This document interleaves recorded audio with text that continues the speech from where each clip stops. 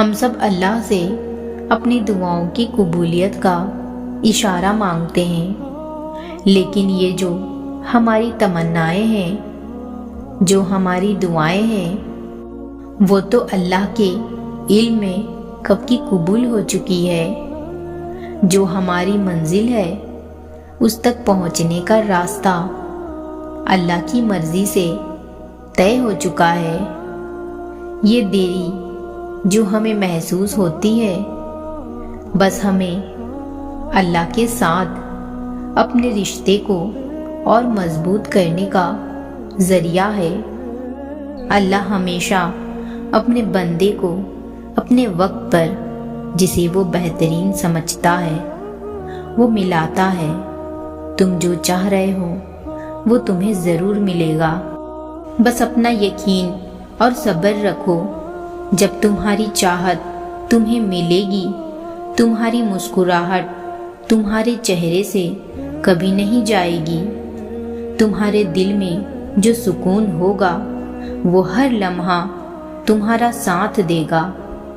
اللہ فرماتا ہے، یقیناً میں تمہارے قریب ہوں۔ جب کوئی پکارنے والا مجھے پکارتا ہے تو میں اس کی دعا اور پکار کو سنتا ہوں اور جواب دیتا ہوں۔ ناراض ہوتا ہے وہ رب جب تم اس کی طاقت پہ شک کرتے ہو اور بہت آسانی سے کہہ دیتے ہو کہ رب سنتا نہیں۔ مسئلہ دعا کی قبولیت کی دیری میں نہیں ہے اور نہ ہی ان لوگوں میں جو کہتے ہیں کہ ممکن نہیں ہے۔ مسئلہ تمہارے صبر اور یقین میں ہے، جو لوگوں کی باتوں سے ڈگمگا جاتا ہے۔ جب سارے راستے بند دکھائی دیں، پھر بھی تمہاری دعاؤں کے مانگنے کی تڑپ رکنی نہیں چاہیے۔ یہ سوچ کر کہ اللہ مدد بھیجے گا اور وہی بھیج سکتا ہے۔ خدا تمہارا مددگار ہے اور وہ سب سے بہتر مددگار ہے۔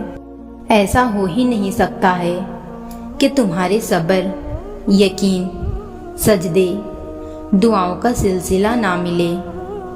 تم نے اپنے حصے کا کام کر لیا ہے، بس اب تمہیں اپنی دعاؤں پہ یقین رکھنا ہے، رب کی طاقت پہ یقین رکھنا ہے، اور یہیں سے تو معجزوں کے دروازے کھلتے ہیں۔ اللہ نے فرمایا ہے، تمہاری دعا قبول کر لی گئی ہے۔ وہ رب دعائیں کبھی رد نہیں جانے دیتا۔ سن لی ہے اس نے تمہاری دعا، بس بہترین وقت پہ وہ کن فرمائے گا۔ اب تو یہ گمان کرنا ہی نہیں کہ تم ہار جاؤ گی۔ اب تو وقت ہے اپنے صبر، یقین، آنسوؤں کا عذر لانے کا۔ تو پھر مطمئن رہو اور یقین کے ساتھ صبر اور انتظار کرتے رہو۔